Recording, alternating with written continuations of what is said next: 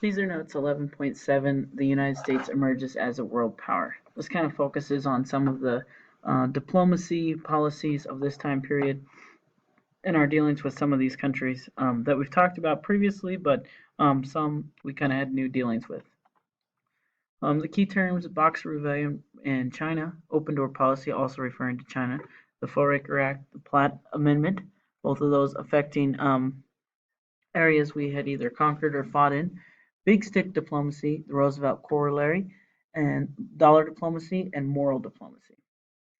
So really, we see like the whole idea here is the modern American view of either expansionism, imperialism, however you want to say it, and also our involvement in some of these areas. So the first place we'll talk about is China. So Britain, Germany, France, and Russia had privileged ports. Now, these ports were basically places they could trade with China. They were what they called them spheres of influence, but they were basically just areas of China's landmass that they had ports in where they had the right to trade in there. Now, because they had first established trade in these areas, they basically said that they were the only ones that should trade there. Now, China overall had been decreasing as a significant country and had started to become more of a weak country and also not have the leadership it had before. It's not really until the 30s that we really see the last emperor die, but we definitely see a corruption in their government and they're just not as powerful as they used to be. Now, in the early 1900s, we had what was called the Boxer Rebellion. Now, the foreign influences that had happened, whether they were British, German, French, no matter where they were not looked on by the Chinese people as in a positive way. So, this Boxer Rebellion was basically a rebellion against foreign influence. So, any foreigners that were in China at this time, including missionaries and anyone else that was businessmen, some of them were killed, imprisoned, many of them had to leave just because of the violence from the Boxer Rebellion. It becomes this kind of iconic thing that um, many of these countries that we're talking about, Britain, Germany, France, and Russia, all sent troops, including the United States. We also sent Marines there to put down the rebellion. Now, our policy that we wanted was the open door policy. We wanted the right to trade in these areas where other people had spheres of influence. As illustrated in this political cartoon, we have us, Britain,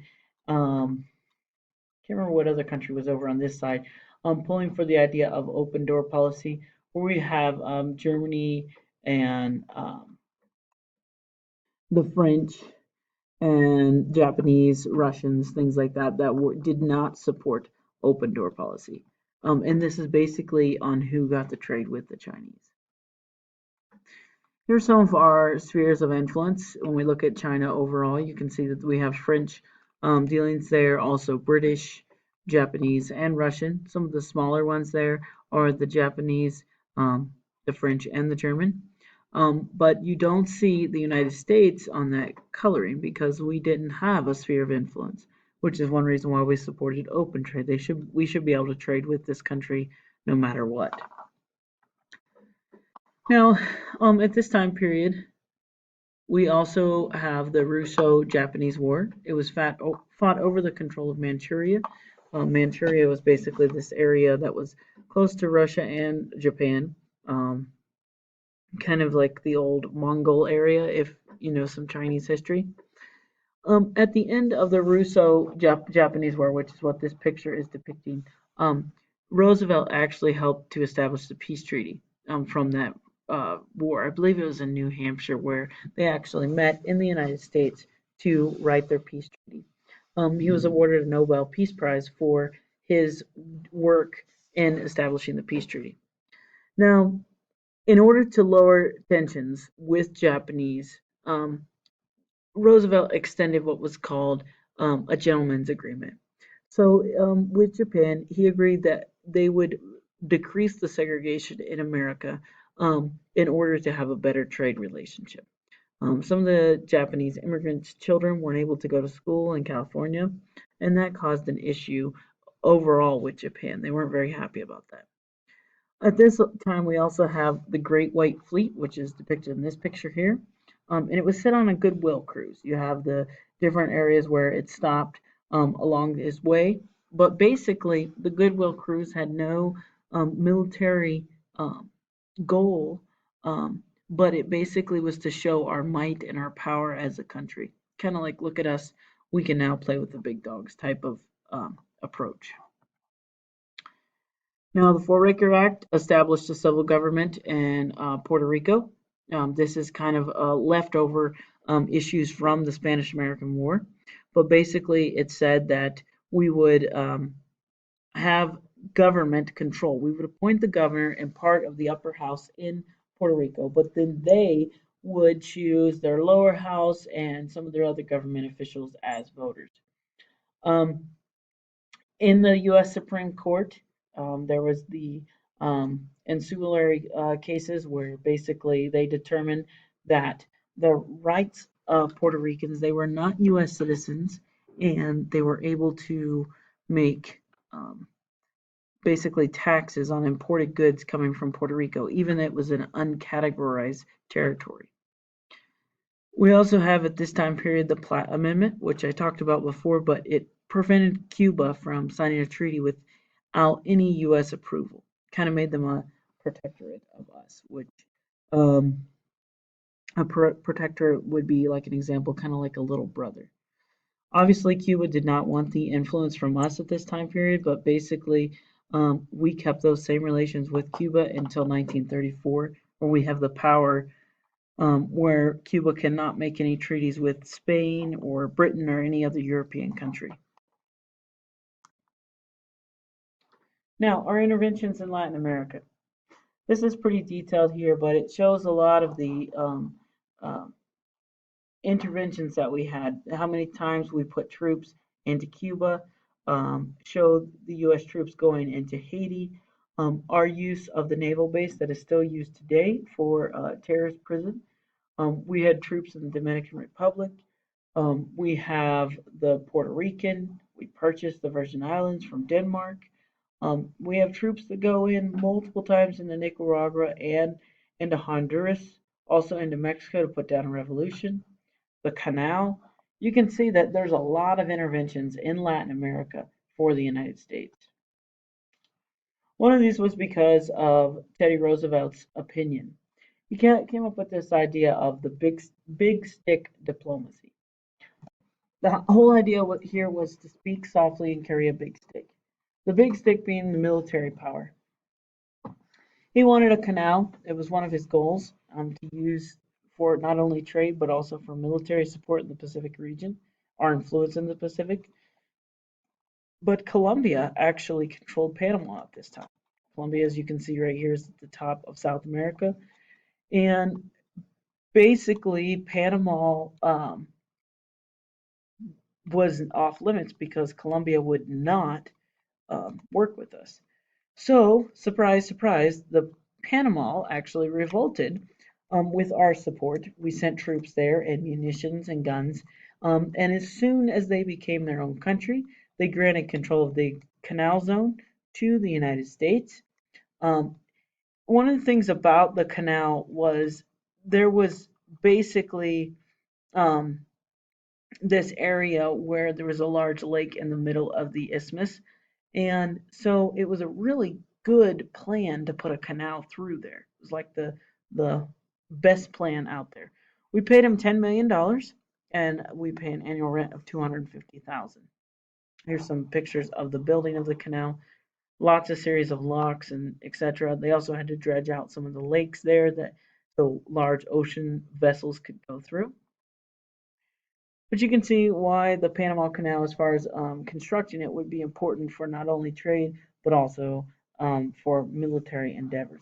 So if you come here around the tip of South America or go through, I mean, at this time period, you can see it's a big decrease.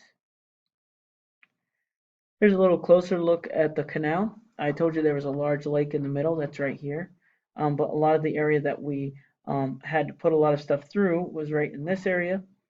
And then some of the locks up in this area. And here's a modern day picture of the Panama Canal. Now, Roosevelt made the Roosevelt Corollary. Basically, it was a extension of the Monroe Doctrine. The whole idea there was that the United States would assume police power in Latin America. Now, many Latin Americans did not like this idea. They resented that America would come up with that idea that they were in charge. They wanted to police themselves. If there was a revolt, if there was an issue, they wanted to be able to take control of their own countries without having a big brother oversee them. A lot of times our interest was focused around trade and our financial interest as well. Now we also have the dollar diplomacy. The dollar diplomacy was a policy set forth by Taft, President Taft, who was Roosevelt's successor. Remember, he was the one that was kind of for the monopolies and the big trust. Well, he also was for money when it came to a international approach. So he wanted to increase American investments in not only just not only in just a few fields, but definitely in plantations, mines, oil wells, and railways. His idea was that if we can support it with money, we'll have some control over this area. It's kind of like the whole idea of the carrot on the stick for the Latin Americans. Although we have during this time, we had the troops sent to Nicaragua. Part of that was to put down the rebellion. The other part was a financial interest. We were interested in making it best for American money interests. Now, that seems kind of odd that we would use a military in such a way to promote not just democracy, but we're talking about to promote something that um, is just going to benefit someone monetarily. Now, some of the examples of dollar diplomacy at this time, we can see um, our exports increase around this time. This is a huge increase of our investment in Latin America. If you look at some of our imports, that was a huge, huge factor. Because remember, the whole idea here with imperialism is we needed a place to sell our goods. We wanted our our goods to be imported and bought by these people. Now, to compare some of these, we have Taft, Roosevelt, and Wilson. Roosevelt focused on big stick diplomacy. Taft focused on dollar diplomacy. Wilson on moral diplomacy. Big stick diplomacy, basically, that we should use the military. This means we should use money. Moral diplomacy means we need to spread peace and democracy rather than to colonize or focus on our financial interest.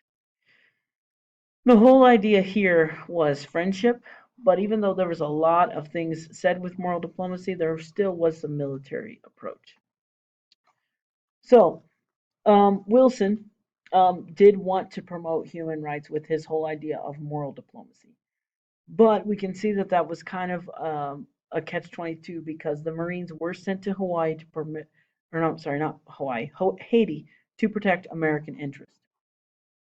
Here's a picture of the Marines that were sent to Haiti, and then we actually find that they stayed in Haiti for a period of time. It was, I think, it was almost 10 or 15 years that we had Marines or some type of basis in Haiti. Now, in Mexico, there's quite a few different players in this whole revolution, but America at this time supported the most moral. In fact, Wilson said he would not support a government of butchers, is what he called some of them. So, one of the revolutionary leaders was Francisco or Pancho Villa. Now, Villa seemed to be on our side in the beginning, and then he kind of turned and started doing the same type of things the other ones were doing. He actually attacked a town and killed 18 Americans. So General John Pershing, which you will, if you recognize some military generals, you'll know he has a play in World War One, was sent to Mexico to stop Pancho Villa, which as a rebel Mexican leader. He actually chases Villa all over Mexico. He had about 10,000 troops that were deployed to Mexico, and he never was able to find them. We actually pulled troops out of Mexico at this time to be able to focus our money and attention on um, World War One. So that's a summary of our influence on this